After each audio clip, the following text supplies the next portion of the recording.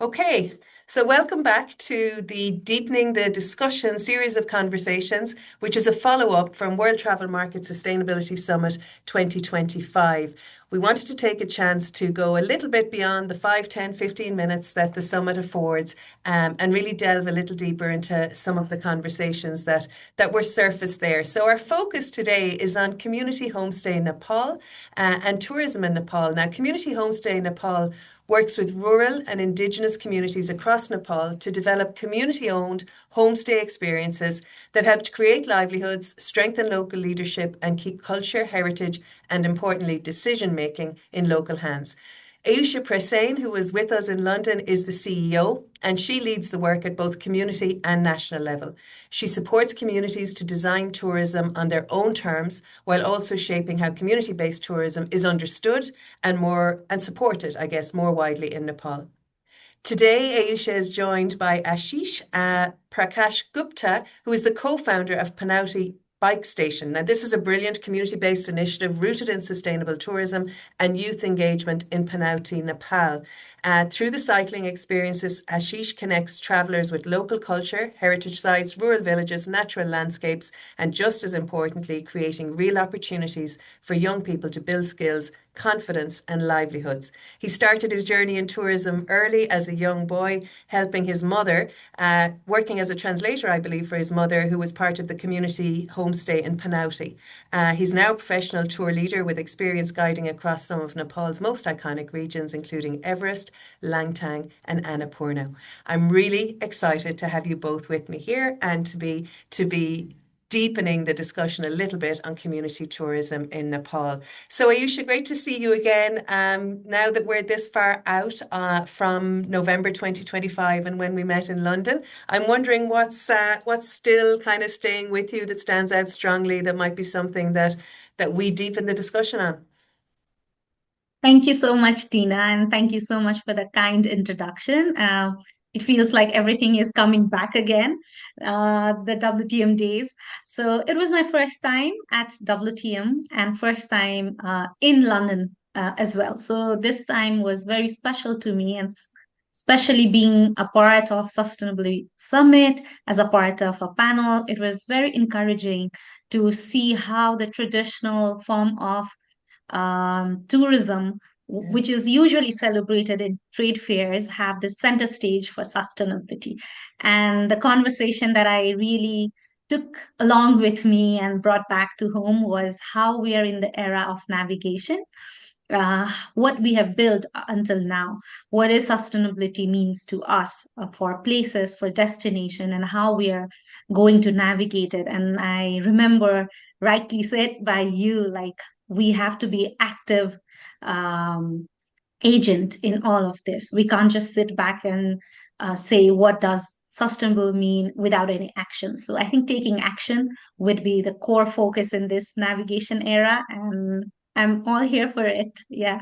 Brilliant. You made a great contribution. We got a great reaction from the audience at the time, and I think you did a great job bringing in videos and photographs. We kind of felt like we understood a bit about what was happening on the ground in Nepal. Ashish, it's great to meet you. I'm wondering, have you been to London or to WTM before? For me, I've never been to London, but I host a lot of travelers from all around the Europe. So a lot of travelers even from London. London. So you're familiar with the type of people at least. Well, hopefully in the future, we may get to meet there. Thank you so much for making the time to be here. I think, Aisha, the panel you were part of was under the title of Place Speaks Back and communities kind of claiming and reclaiming their narrative. And that idea that you and others spoke about is, moving away from these kind of romanticized, stereotyped versions. So when you say community led, I think this is a topic people kind of like to hear about, but don't really know what it means. Can you tell us what it looks like on the ground in Nepal, community led tourism? Yeah, sure. Thank you for bringing this up and then taking it further to deepen it. Because, Mm, yes, community led, and that's what exactly what we want to do as an organization, not to take it or know it as a feel-good initiative. Like everyone loves to talk about community-led. Like it's easy to put the definition in it, but I really want people to not shy away from taking the ownership on building the ecosystem itself, and not take it as a part of feel-good initiative, but as a scalable business. So community-led means, I also remember Komotso mentioning at that time where the power lies, because I think we like to talk about the feel-good factor about community-led tourism, but we often miss the power that comes with it. Who Yeah. owns the power? Who decides to tell their story? Who does the economy flow to? So this is all the conversation I think we need to bring it up, and not take it as a initiative, project, program, but as a scalable business. And because it really helps to see a place in a very different light. And that really illustrates the case of Nepal as well. For example, Nepal is a very typical case of marketing, where marketing has been done through mountains. Like we are always known as a country of mountains and monks. I think we had this discussion earlier as well, how we are either hiking up in the mountains, trekking, or meditating. But that's we are very proud of our mountains. But I think it's so much more than that. Like, for example, people need to know the stories, or need to know Nepal as someone having the lived experience from the far western part of Nepal, the Rana Tharu community, or know about the Gurung or Magar culture who live up in the hills of Narchang, Himzakot, or and they are very different from the same reality, lived reality of the far western part of Nepal. And it could be the different dynamics that are played around in the newer communities in the suburbs of Kathmandu, or the flatlands of Tarai, where Tharu indigenous people live. And I think for many listeners right now, like it will feel there are so many names she's taking, we don't know about it, or why are these examples being laid out? And that's exactly the point, because we don't want to stick Nepal into a single romanticized narrative. We have different places, different lived experiences, different dynamics, and similarly, community-led tourism is also the same. It's layered, it's complex. Different people have different experiences.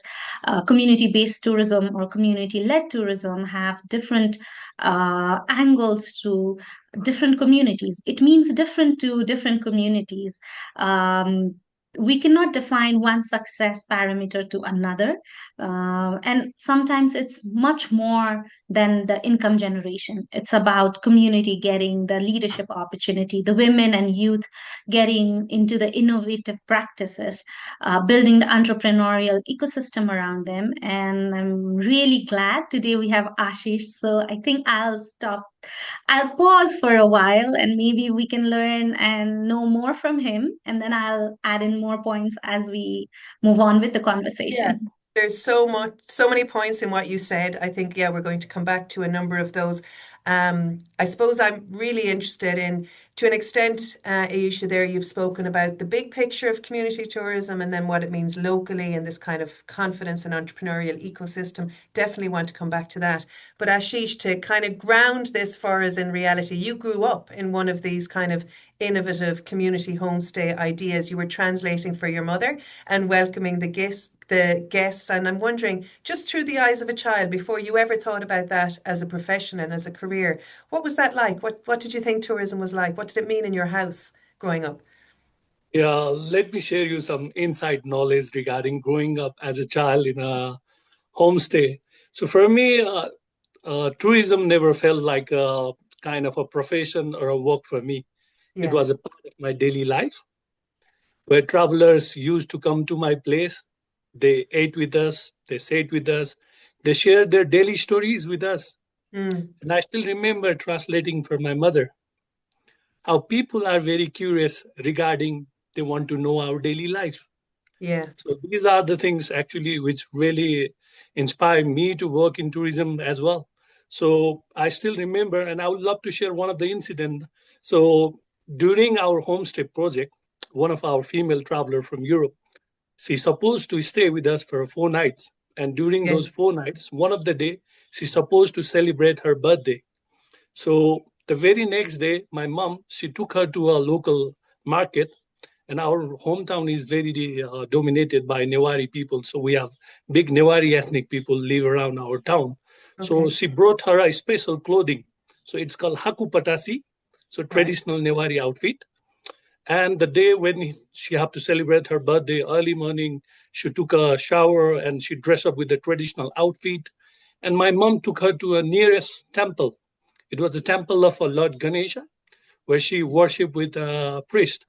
And during the worshipping, she got a lot of chantings, mantra, and all those things.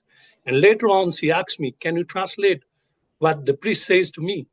So I translate to her that during those moments, he wished for you a good health and a long life. So it Yeah. means you'll have a better upcoming years. So she never supposed that she will celebrate her birthday like that. So it was a Yes. big surprise. And look Yeah. at these kind of connection between a two community, from traveler to the family. These are valuable moments. And Yeah. now I feel very proud where I came from. And I realize that the daily activities or daily things what we have done actually a community-based tourism. So it Yeah. makes me very proud.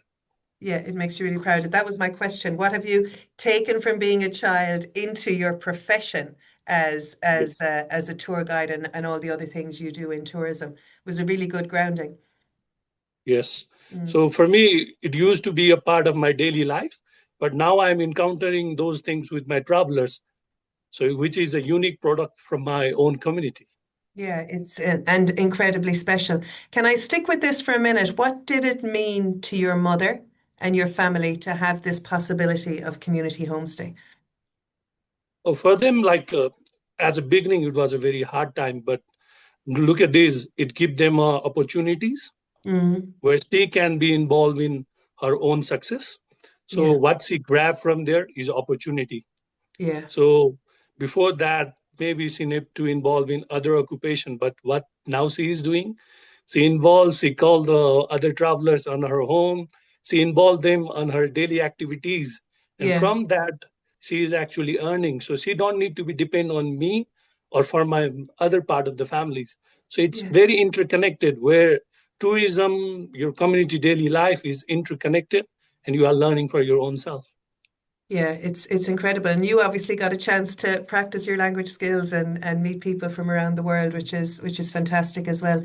Isha, this connects for me to your point about power and the economic value. I think the point you made, it struck me in London, and again, you've made it now, that this isn't a feel-good thing.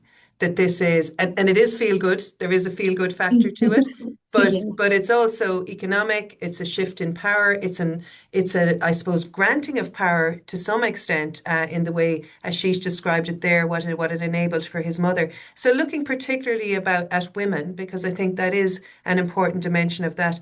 You know, women becoming entrepreneurs, becoming hosts, becoming speakers. To some Yeah. extent, and that type of thing.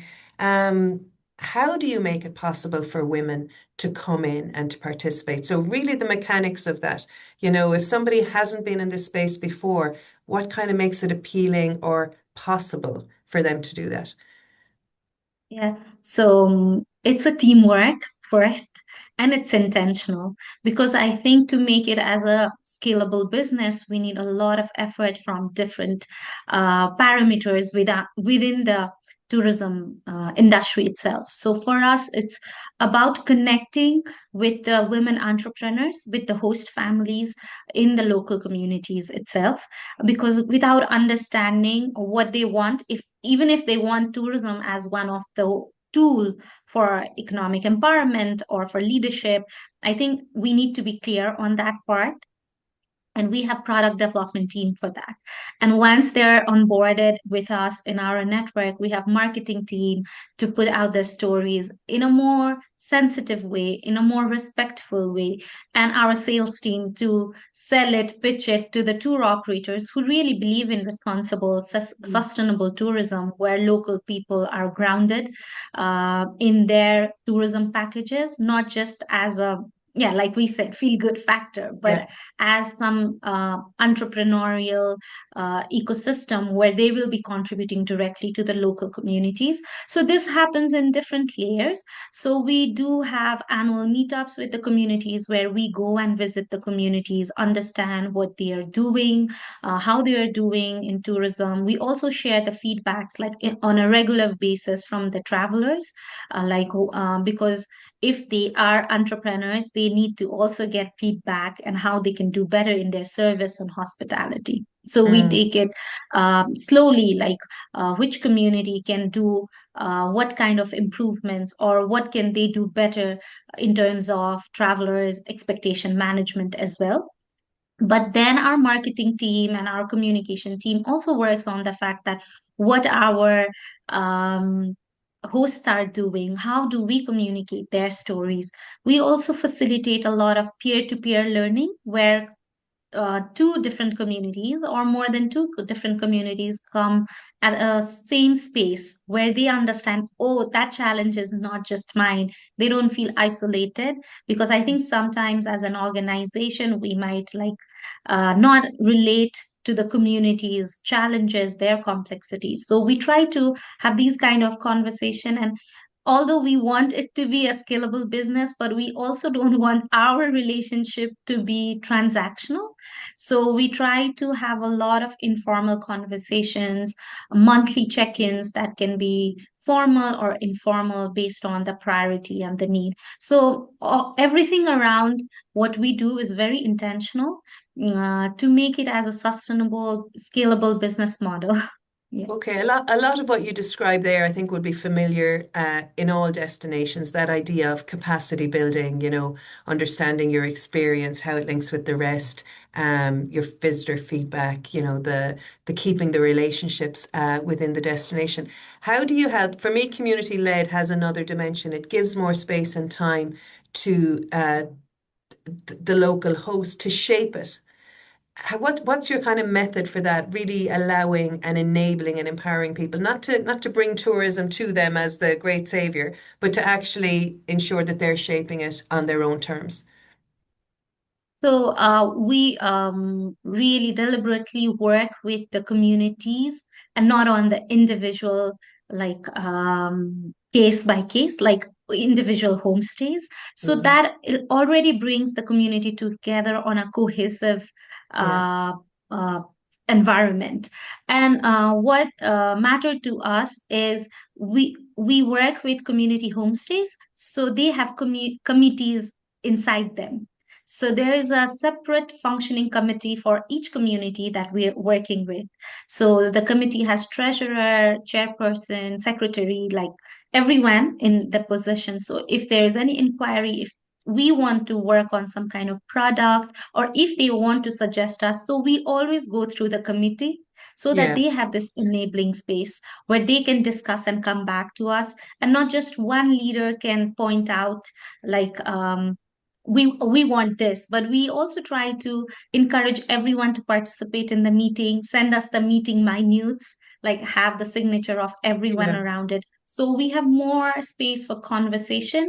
And we, whenever we have programs or discussion, we also try to think if they can recommend someone from their community come up to us yeah. to have the conversation in different yeah Yeah, Ashish, I'm topics. wondering, I have to ask you, how does that feel from your side, either your own side, as an entrepreneur in a community, or your previous experience in your family?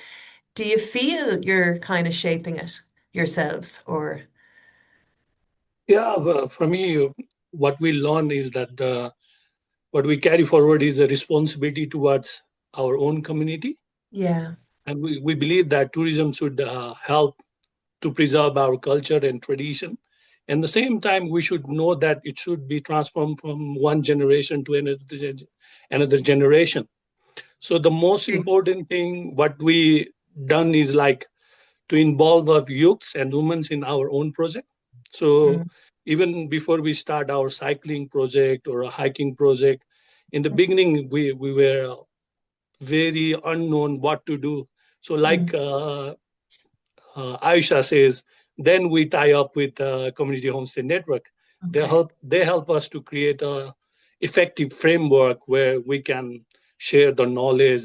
And there are many challenges we face, but somehow we are lucky because I'm the second generation from that Yeah. project because my mom, she was a part of the first project, and from Yeah. there we became the ripple effect. So Okay. homestay became successful. Then we realized that what we can do more further. Then we Yes. came up with a plan of cycling, but Yeah. we don't have any idea how to run those things. So community homestay network, like she says, the product development officers, the expertise, they came to our hometown. They help us Yes. to find out beautiful routes. They help us to build our skills, our confidence. Many times we have a huge problem regarding language barriers and all those things. Yes. So these are the things they actually help us. So we are moving on. So is your, the bike enterprise you have, that's like a social enterprise with this real goal of encouraging young people, helping them see the future there might be in tourism, all of those things. Is that correct? Yes, in a Yeah. many way, we really want to involve our second generation here, Yeah. so they can involve in any kind of like community-based tourism, and they can see their upcoming future in a wide range. And how is that going for you? What kind of reaction are you getting? Is it positive? Are people skeptical? But it's getting bigger and bigger every day. I just give you a simple example. Nowadays, a youth who is going to buy a new cycle, they are asking me what kind of bike I should buy so I Yeah. can be your next cycle guide. Or Yeah. somebody near to my neighbor, they ask me, I'm going to build a new house. Should I have a big room next to our house so they can host other families as well? So Yeah. they are Yeah. very curious. They want to involve in homestay. They want to involve in guiding. They want to involve in cycling or storytelling. So it's getting bigger and bigger every day. That's brilliant. People are seeing the opportunity. Just yesterday, I was in a destination in Ireland, and this was exactly the topic. How do we kind of make it possible and appealing for the next generation to stay? A beautiful rural location, but like all over the world, young people are tending to move out of the rural locations and into cities. You should just on that point, what's at stake in your area if these kind of pathways, I think Ashish is describing people seeing pathways for themselves, if they're not intentionally kind of carved out, put in front of people, promoted, what's the impact, in terms of your local place there? Yeah, the situation is very challenging, to It's be very honest. challenging. Yeah. Yeah, because in the context of Nepal, we have a huge problem of out-migration. Yeah. So one of the reasons why I thought Ashish would be a very good person today for this conversation was with the same intention of showing young people like there's an opportunity here. Um, because I was on a trip to far western part of Nepal last month, and the common pattern that I saw was everyone was very enthusiastic, the communities, the women, very enthusiastic. But then what about the next generation? No one is in Yeah. their village. Everyone's out there for the opportunities, and we cannot stop that. Like be it cities or be it in another country, because it's a national challenge. But I Yes. think tourism can show a path, and it's been showing. Like for us, we have many like beautiful stories that are engaging in tourism. And like Ashish mentioned some time ago, like how they are taking the responsibility of promoting their culture, Yes. safeguarding the heritage and everything. Like tourism helps to shape them, but they are also shaping how tourism should be defined as. So I think it's essential, it's challenging, and I don't have an easy answer for this, but it's Yeah. very important. Yeah. It's very important, that big question, what happens when this generation retires, Yes. and bringing the next generation along. Ashish, on that, for you, I guess you had opportunities to leave or to be somewhere else. Maybe you left and came back. If you were able to define why you invested your career in tourism locally in your home place, can you put some words on that? Yeah, like growing up in a small town, I realized that the opportunities, it doesn't mean it always need to be somewhere else. You need Yeah, to look around your own self. yeah, Did you look around to your own communities? yeah, So CHN help us, like Community Homestay Network, help us to realize that yes, we have a huge potential and we should try something on our own. So yeah. building these kind of storytelling things, guiding or cycling, these are the reasons. These are the reasons which connect me to stay in my own place. So Yeah. it gave me the big platform. I realized that I can create my own path on my own town. Yes. So if you have a really nice, effective framework where you can work with your own product or with your own daily life, you can create your own path for your own self. So that's the thing. Tourism realized me to stay on my own place. Yeah, yeah. It's so interesting what you say, that having that framework and that kind of almost ecosystem around you lets you focus on yourself as well, lets you see your own path. That Yeah, interest. in a many way for us, like even we did not realize that people came to see our daily life. People Yeah, want to involve in our daily ways. It doesn't matter if you are cooking with them, you are eating with them, and within a few minutes you are walking on the street and somebody calling you to walk with them in your own farm. So look at this. There is opportunities everywhere, but the thing is, like, you need to grab it and you have to make it a kind of a product where you can sell it. I think I see this in a lot of destinations, exactly the point you're saying, that the visitors want to see your ordinary life, but because it's ordinary to you, people don't see the opportunity. And I think realizing that what you have is extraordinary is kind of one of the first steps to appreciating the tourism opportunity. Can you tell me and listeners and people who'll be listening in Nepal as well, what are travelers most surprised about when they're out with you, when you're guiding them? What kind of things about Nepal do they really talk about a lot that surprises you? Most of the time they thought they were going to a big sites and they're going to see the big heritage stuff and all those things, but the reality is they are very surprised when they see our simple life, how we Yeah. are welcome, how we involve them in our daily life, and how we can adopt them very easily. They Yes. came to our home as a visitor, but within a few days when they left, they became a part of the family. It became a Yes. lifetime memory. Yeah. And when they left, they promised us, I will come back next time, or maybe I will send somebody else. So Somebody look else. at these. These are the things which surprise them. They are not here for a big things. They are here for adopt our daily necessary stuffs. They involve with us and they enjoy the every single moment with us. Isn't it amazing how special that is? I think you called it the memory of a lifetime. It's not necessarily the great big sight you see, it's the connection you have with somebody local. I think that's so special. We're all going to want to come and visit, that's for sure.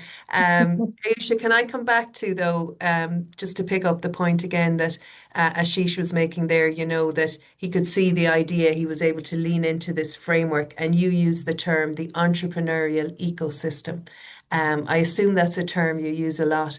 Can you kind of just expand that out in the context of community-led tourism? What's an entrepreneurial ecosystem? Why is it so important? What can the rest of us take from that? Yeah, sure. So what we are trying to, even our training and capacity building programs, we're very um, careful about it because we have a lot of cases in Nepal where there are a lot of um, training programs. And after a training is done, there is no further steps towards it. There is a project for a training that, and 100 plus people are capacitated. And that's it. Then we don't know. But then what we mean by entrepreneurial ecosystem is after the training, or even during the training, or it could be a refresher training, how can we connect them, like the experience providers or the host families, with travelers?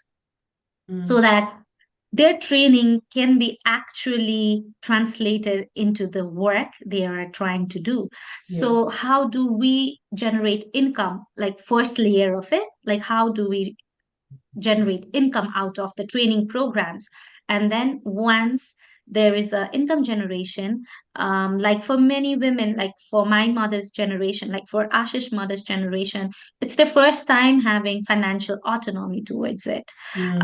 So that is entrepreneurial ecosystem for us. And like you mentioned before, like how they receive the feedback mechanism, how a business is done, how they need to step up at the meetings, how they need to share their feedbacks as well, how they need to speak up at the public spaces. So it can mean different things, or just having a bank account. So there are many layers to it, but I think translating capacity building programs into an income generation activity also means entrepreneurial ecosystem.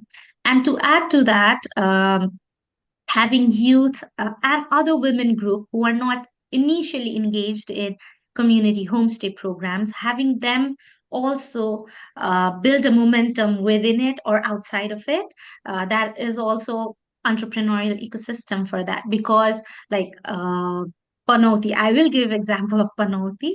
So for Panauti, it's one of the first community homestays within our network. We started our journey there, and for the second generation to think they have this opportunity to innovate within it is Yes. also entrepreneurial.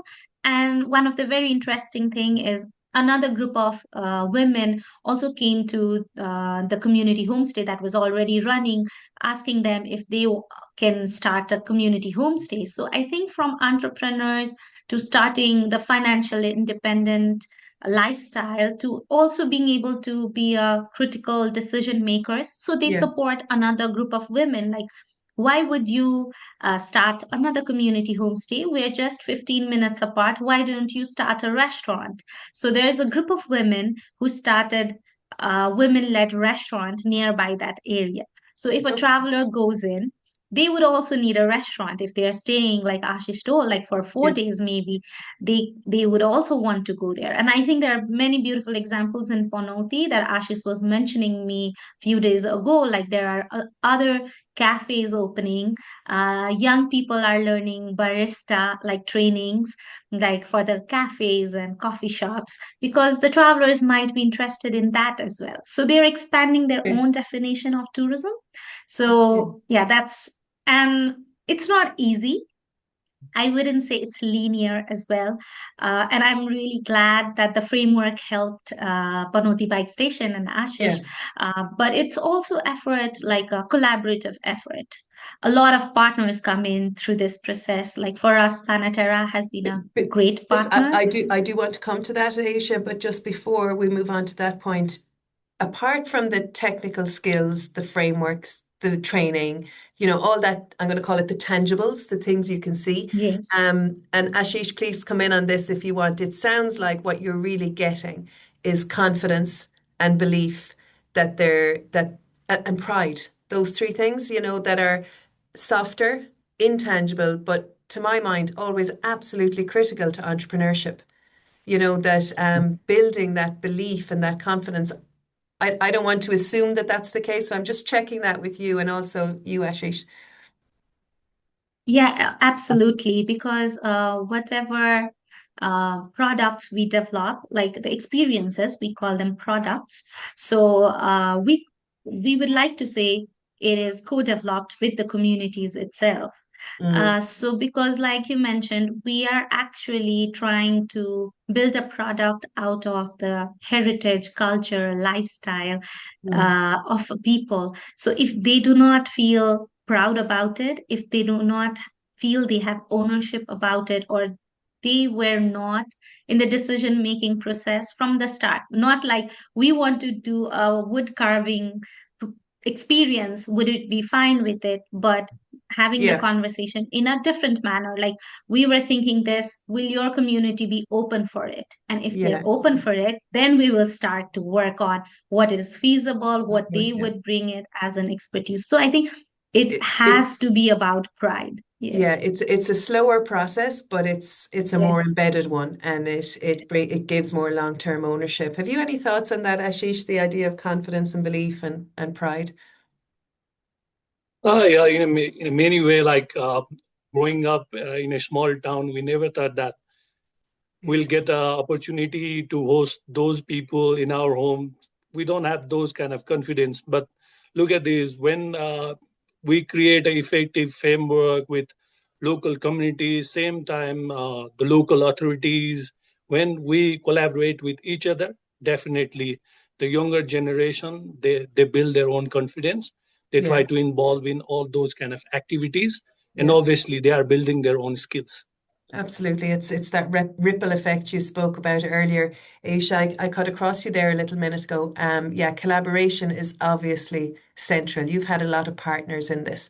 Yes. Do you want to just speak a little bit about that? I know you touched on it in London as well, that the role of those partners and their own understanding of their role is really quite important. So if you could just give us a little bit on that, that'd be good. Yeah, so I'll just use Panauti as the example again. So Planetera has been a huge support. So, like I mentioned, we do capacity building programs, trainings, the tangible things where Planetera also comes in, and they also guarantee travelers, like the steady number of travelers after we enroll them as Planetera partners in GCT and like Global Community Tourism Network, or like through different types of collaboration. So that really gives the confidence. So that's the intangible part, because once the training is done, and if you have a steady number of traveler for any activity or the homestay experience, I think the practice, the ability to host, the ability to also see like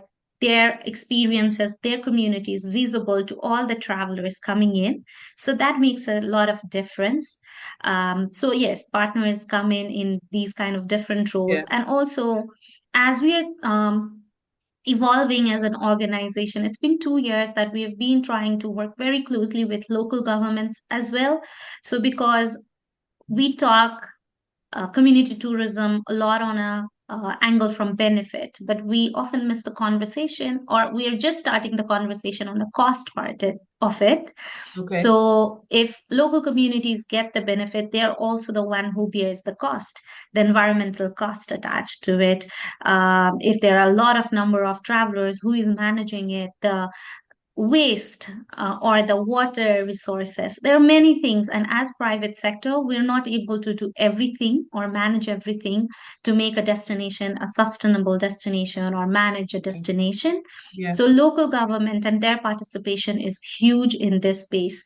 So we are trying to work with local government, and even for the marketing campaigns, like it's so essential, like the local bodies own it, local community understand why we are doing marketing campaigns. So it's a lot about the collaboration. So I think we are at this position where we leverage everything from international networks to spaces and It's it's having it's local. Yeah. I suppose it's why that word ecosystem is so appropriate. It Yes. goes out and out and out and out. Yes. We're probably coming near the end of the conversation, even though I know we could speak about all of this a lot more. Ashish, I'm going to ask you now, in your young man's head, to be the wise old voice. If you were to give kind of those who are listening, any young person who might be thinking about whether, tourism is something for them in the future or not, what kind of questions would you think they should be kind of asking themselves or thinking about? The biggest and the only thing I will ask with them: did we value our own community? Did Yes. we value our own self? Okay. Uh, these are the things it's very important. Tourism is not only about earning money. At the same time, it's our identity, it's our Mm. responsibility.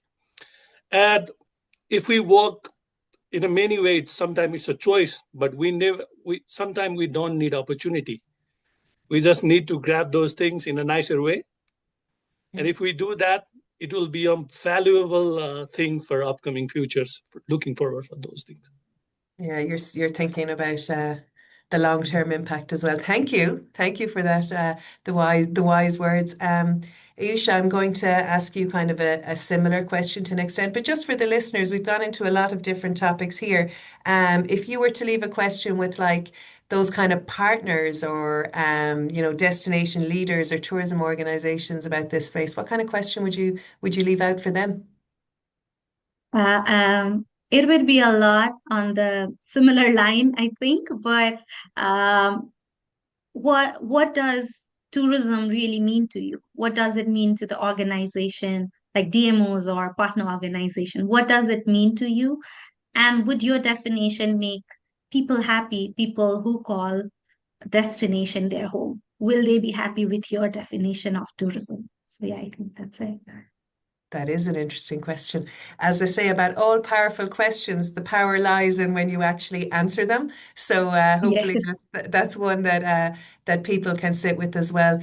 I have really, really, really enjoyed speaking to you both. It's been so interesting, and it's so interesting to have the two perspectives that you've shared here as well. Kind of how you build and create that framework from your perspective, Ayusha, and Ashish, how you leverage that and how you lean into that and then develop it even further. So thank you both for sharing your perspectives and for deepening our discussion. And I look forward to being in touch with you again. Thank you very much. Thank you so much, Tina. Thank you for Thank you this so much, Tina. opportunity.